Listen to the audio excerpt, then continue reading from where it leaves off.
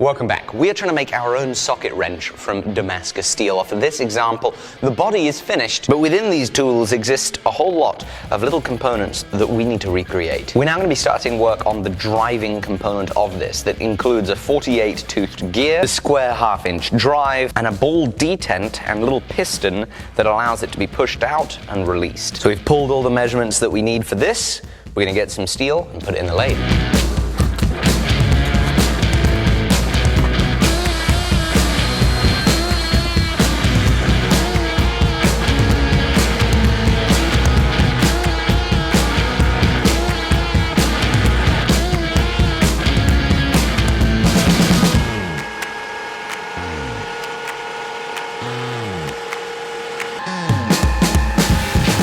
Quickly interrupt us to wish happy birthday to Raid Shadow Legends, who is today's sponsor, as they turn 3. And in their 3 years, they've completely taken over the mobile gaming space with their action-packed RPG game. And to celebrate 3 years, we're going to find the 3 scariest champions. Yoshi the Drunkard, now that's a scary one. Jingwon has a severed monster hand on his back. Marauder.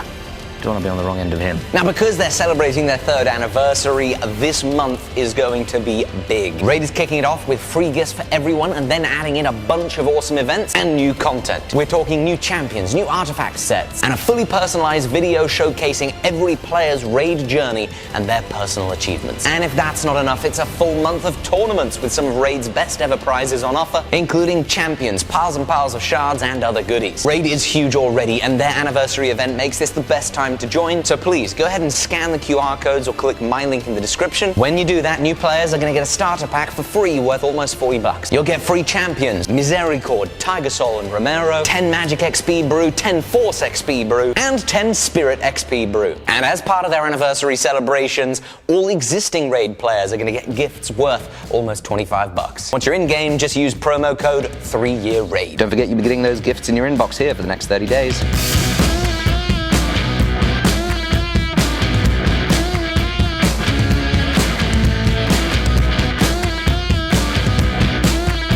We've made good progress on the lathe. As you can see, it's a little bit long, and it doesn't have teeth. This has 48 teeth. We've turned the diameter, and making the teeth is now where this comes into its own. It is a dividing head. You've obviously seen me use it for some kind of angling of things so far. We now get to use the dividing head feature, which allows you to very accurately create repeating hole patterns, gear teeth, all of that. And when I say it allows you, it allows somebody that knows how it's used. It comes with a manual. I can't make heads or tails of it, so I have to work out how this works so that it will work, and then so that I can explain it to you. These open up. Indirect indexing. Plus 4/9 of a turn, what? Boom. So I've been studying this manual, and unfortunately, I understand absolutely none of it. It references a table here at the back. It doesn't have any sort of legend that explains what the numbers mean. So we've had to throw away the book and try and work out how it works using the white matter that's in here, which is quite the challenge. The gearing between this handle and this spindle is such that for one complete revolution of the spindle, you need to spin this handle 40 times. So if we know we need 40 cranks to create a full rotation, but we want 48 divisions, we can't just crank 40 times. What we have to do is divide the crank rotation by the divisions required, which gives us this number, 0.83 recurring. So that makes me think we need to rotate the crank 0.83 of a turn for every division. But how do we accurately gauge that? Well, it turns out that's exactly what these dividing plates are for.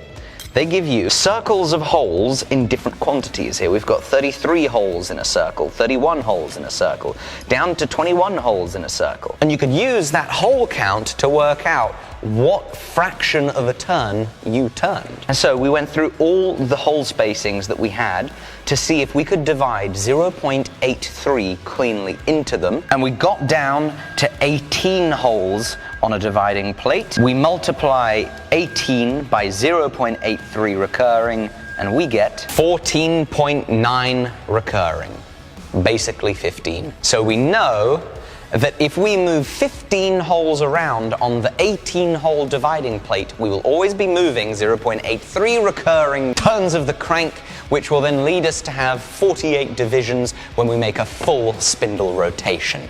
Hallelujah! I'm sure there is a way more simple way of working this stuff out. Incredibly, the amount of maths knowledge I was able to pick up until 16 paid off. Install the plate with 18 holes. And this here is effectively a glorified hole counter. What we've got to do is line up the inside edge of one with the inside edge of another, tighten them down at 15 hole spacings, which is exactly 0.83 of a revolution. Okay, so we're going to test it. Now, it does have angles on it, so we can read angle measurements. Why wouldn't I use the angle measurements? Well, it's not precise enough. We really need to index it in and get it dialed. But 48 divisions would be 7.5 degrees, so let's test it. We rotate all the way through to here, and that is bang on 7.5 degrees. The next step, we push our 15-hole spacing down, we rotate in the same direction, 15 degrees, perfect. This will work, but it's not all of our challenge. How do we get an end mill to make this cut to the right depth? Presumably, at the 45-degree mark, you would cut in that nice V. So in order to determine the precise location for the end mill for cutting the gears, I had to work out the chord and the radius and the pi divided by x, y, z. Yep, no. I tried to calculate it by hand. Fusion 360 came to the rescue. We've got the measurements. Let's cut our teeth.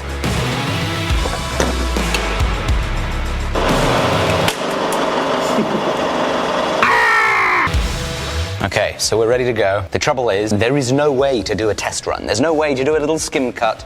I can't do none of that. We're just gonna send it. I'm gonna screw this thing up, aren't I? That's it, it's cutting. That looks like what we want. Okay, now we turn it. We lift up, we turn, we drop in, we spin back. Oh, yes! Jamie, I think it's perfect. God, this is gearing up to be a great day.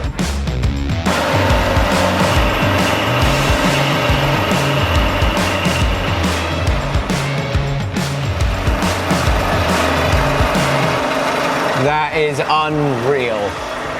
I cannot believe it. It lined up perfectly, which means that is 48 teeth cut as perfectly as I can do them. That's so cool. Now we're going to use the indexing head again. We're going to be turning it around so we can mill our square drive. It's a ton easier this go around though, because we only need 4 sides, and 4 divides quite nicely into 24. And this particular plate here has 24 holes, and we have a little tapered pin that we can use to jam in on the hole that we want. 24 holes, we want 4 sides, easy peasy. We will go 1, 2, 3, 4, 5, 6 holes across, lock it in, that'll be 90 degrees, and that's how we mill our square.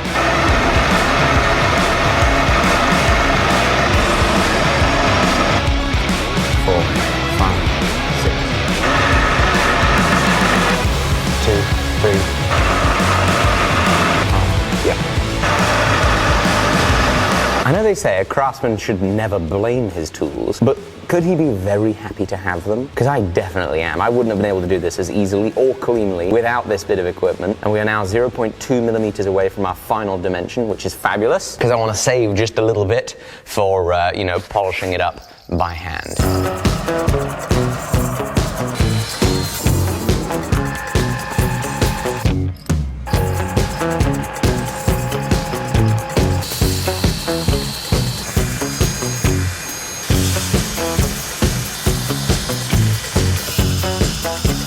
So here's how that part went. Not very well. I went to cut it off and it got bent. So we've made another one. It looks lovely, nice and shiny. We can install the spring, put it into our gear assembly, and it works. Now what I've gone ahead and done to find out where we need to make the cutout for the ball bearing is I held this at the depth that we wanted, I made a mark, I then pushed it at the final depth, made another mark. So between these two Sharpie lines, we're going to make a cutout. On the original, you can see just the remnants of that cutout. That allows the ball bearing to not be engaged when you push in, be engaged when you push out.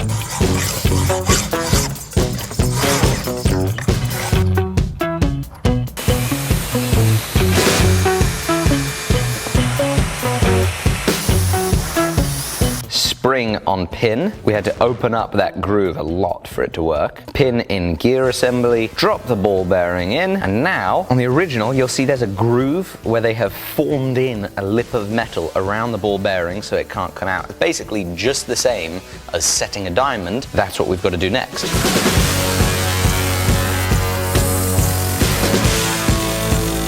Moment of truth. On goes the socket, held in place by a ball detent.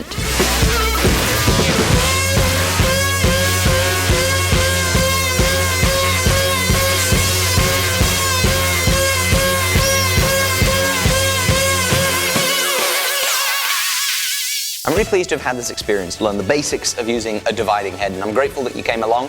Please be sure to check out Raid Shadow Legends down below. They sponsored this video. This is all we got time for this episode, so I will see you very soon. And as ever, quick reminder, go check out the Alec Steele Co. We have steels back in stock, both in our regular bison color as well as our new black espresso. Check them out. They're in stock, ready to ship. See you soon. Bye-bye.